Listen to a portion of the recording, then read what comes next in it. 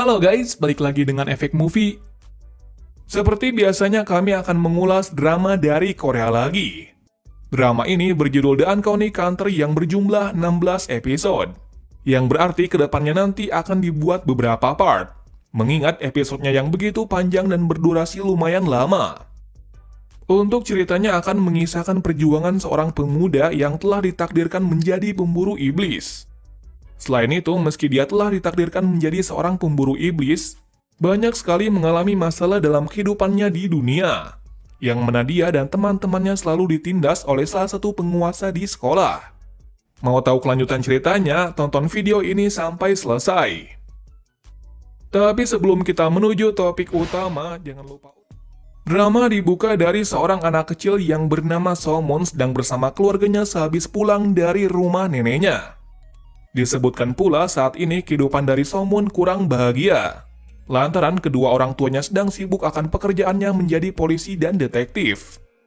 Namun meski jarang bersama dengan kedua orang tuanya, dia tetap menyayangi mereka. Lantaran ayah dan ibunya bekerja keras seperti itu adalah untuknya dan demi kebaikan masyarakat.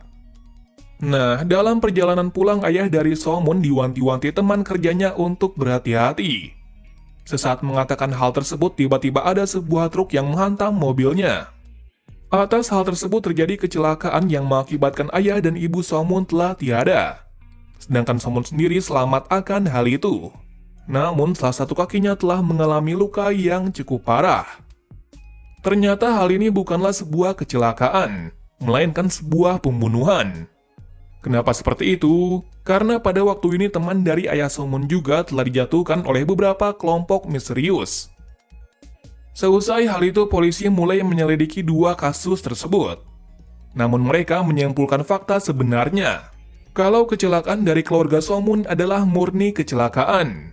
Sedangkan kematian dari teman dari ayah Somon diduga bunuh diri. Padahal nyatanya ia telah dijatuhkan oleh seseorang. Sesuai putusan tersebut tidak ada kelanjutan dari kasus ini. Sedangkan dalam sisi Somon yang masih kecil juga tidak tahu apa-apa dan mempercayai kalau kecelakaan yang dialami keluarganya murni kecelakaan. Sejak orang tuanya tidak ada, Somon mulai hidup dengan nenek dan kakeknya. Cerita bersingkat 7 tahun kemudian, yang mana Somon telah menjadi remaja yang ceria walaupun salah satu kakinya tidak bisa digerakkan. Meski dalam keadaan seperti itu, ia tetap menjalani kehidupan normal dan berbahagia seperti remaja lain. Apalagi sekarang, ia harus menjaga dan mengasuh nenek dan kakeknya. Atas kematian dari ibunya, neneknya tiba-tiba mengalami amnesia dan beberapa kali lupa dan ingat sesuatu.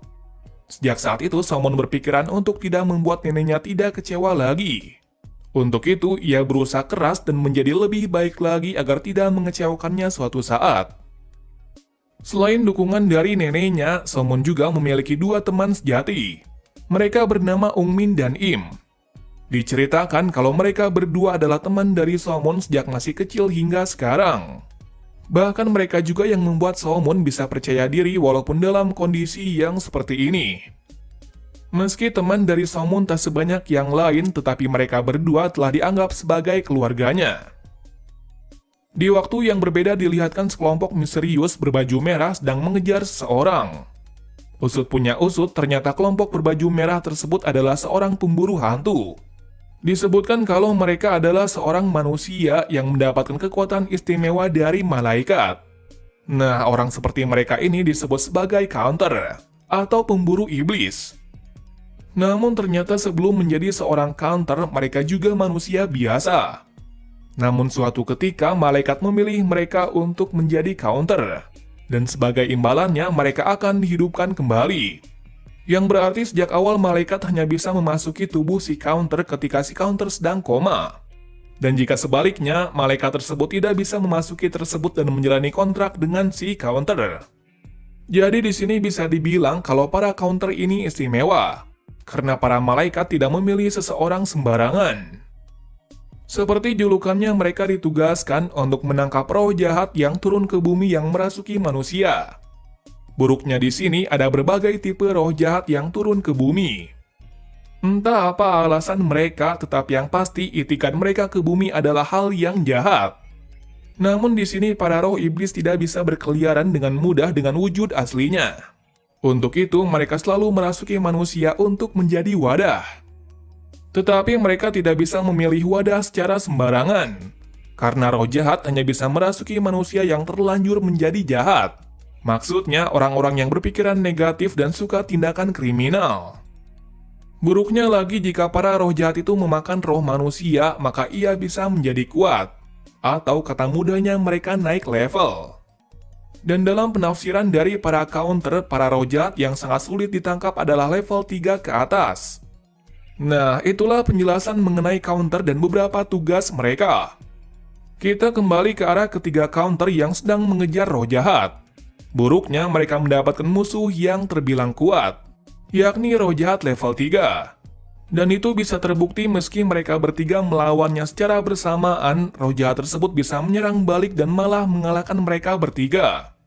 Atas hal tersebut roh jahat itu bisa kabur. Namun ternyata para counter bukan mereka bertiga saja, melainkan ada satu orang lagi yang cukup kuat yang bernama Choi. Dilihatkan meski dia sendirian, ia bisa menyudutkan roh jahat tersebut. Kabar baik pula Choi berada pada wilayah Yuna. Nah, apa itu wilayah Yuna? Yuna adalah sebuah garis batas antara dunia dan alam baka. Yang berarti jika para counter berada pada wilayah tersebut, mereka akan bertambah kuat 5 kali lipat. Jadi dengan hal ini Choi memanfaatkan kekuatan besar ini untuk mengalahkan roh jahat tersebut. Namun ternyata meski kekuatannya telah berkali-kali lipat, roh jahat tersebut lebih kuat darinya. Jadi bisa terlihat kalau roh jahat ini telah memasuki level 4 yang jarang diketahui oleh para counter. Atas hal tersebut akhirnya Choi yang kalah kuat pun harus terbunuh di tangan roh jahat tersebut. Sementara yang lain mengetahui hal tersebut sangat sedih, dikarenakan baru pertama kali ada rekannya yang terbunuh oleh roh jahat. Di sini dilihatkan hal yang menarik, yang mana ternyata malaikat yang berkontrak dengan Choi pun keluar dari tubuhnya. Ternyata hal ini sudah biasa dikarenakan jika si counter mati, maka malaikat tersebut harus mencari ganti untuk counter selanjutnya. Jika tidak secepatnya, maka malaikat tersebut juga akan mati. Tak disangkanya dalam pencarian tersebut, malaikat yang bernama Wigen memasuki tubuh dari Somun. Entah kenapa hal ini bisa terjadi, tetapi dengan ini Wigen bisa hidup untuk waktu yang lebih lama lagi. Sedangkan dalam sisi dari Somun sendiri merasa kebingungan untuk sesaat. Namun yang membingungkan lagi, yakni tiba-tiba saat sebelum tidur, Somun tiba-tiba masuk ke dalam alam baka dan bertemu dengan seseorang. Hal itu membuat Somun terkejut tapi ia tidak mempercayainya, dikarenakan itu adalah sebuah kebohongan saja. Anehnya lagi pagi harinya juga mengalami hal yang cukup tidak biasa. Yakni sesaat memegang benda di sekitarnya, tiba-tiba benda tersebut hancur. Selain itu ada keanehan terjadi pada jari-jarinya yang ada bintik hitam di setiap satu persatu jarinya. Meski satu hari ini mengalami keanehan, namun Somun tidak peduli akan hal itu dan menjalani kehidupan seperti biasanya. Dalam kesehariannya Somun dan kedua temannya selalu bermain-main bersama seperti remaja yang lain. Namun suatu ketika saat berada di sekolah ada masalah yang cukup parah, yakni Ongmin telah dirundung oleh anak kelas 2 yang bernama Shin. Dikatakan kalau sebenarnya hal ini sudah terjadi sejak 2 minggu yang lalu. Tetapi Ongmin dan Im yang tidak ingin Somun terlibat tidak memberitahukannya. Beralasan mereka lebih memilih untuk menjadi korban daripada temannya yang disakiti. Namun meski begitu Somun yang tidak tega pun langsung membantunya dan membuat Shin dan beberapa bawahannya marah. Beruntungnya itu tak menjadi parah ketika ada guru yang datang untuk menghentikan Shin. Akan tetapi akibat hal itu Shin yang tidak terima ada anak yang menantangnya pun berniat untuk balas dendam kepada Somun. Dalam sisi Somun sendiri tidak takut kepada mereka, lantaran apa yang dilakukannya benar apalagi mereka mengganggu teman terbaiknya. Ongmin dan Im hanya bisa diam saja, dikarenakan atas hal tadi Somun akan terlibat dan diawasi oleh Shin. Benar saja, sesaat pulang sekolah Shin dan bawahannya menunggu dan bersiap untuk menghajar Somun. Sedangkan dalam sisi Somun hanya bisa pasrah mengingat ia tidak bisa melawan dengan kondisinya yang seperti ini. Atas hal itu Somun dihajar habis-habisan oleh kawan dari Shin. Namun tak terduganya hal itu berhenti ketika salah satu anggota counter yang bernama Hana membantunya menyelesaikan masalah ini. Atas hal itu, untuk hari ini Somon selamat dari rundungan oleh Shin. Ternyata Hana bisa berada di sini untuk mengawasi dan mengetahui siapa pengganti Choi. Yang ternyata saat bertemu dengan Somon si pengganti Choi, ia merasa terkejut, lantaran Somon tidak sesuai dengan harapan. Bahkan Hana sendiri selaku counter bertanya-tanya apakah pilihan Wigen ini adalah benar. Namun karena sekarang masalah lagi rumit-rumitnya, Hana membawa ke markas untuk menjelaskan semuanya dengan yang lain. Ternyata markas dari para counter adalah sebuah kedai makan di sekitar daerah sini. Di situ pula kita dikenalkan dua counter lain yang bernama Motak dan Chu. Sesaat berada di sana, Chu menjelaskan kalau sekarang Somon bukanlah manusia biasa. Lantaran sekarang di dalam tubuhnya ada seorang malaikat yang bernama Wigen. Hal tersebut membuat Somon terkejut, lantaran mimpinya adalah kenyataan kalau nenek tua yang ditemukannya dalam mimpinya adalah Wigen. Singkat cerita, setelah penjelasan panjang lebar, intinya Chu dan counter lain meminta Somon untuk bergabung menggantikan Choi yang telah terbunuh. Bahkan Wigen sendiri selaku malaikat juga memintanya. Namun Somon menolaknya dikarenakan pekerjaan ini beresiko.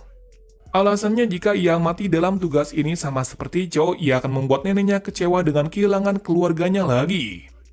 Mendengar alasan tersebut, semua pun hanya bisa pasrah dan menunggu keputusan dari Somon sendiri.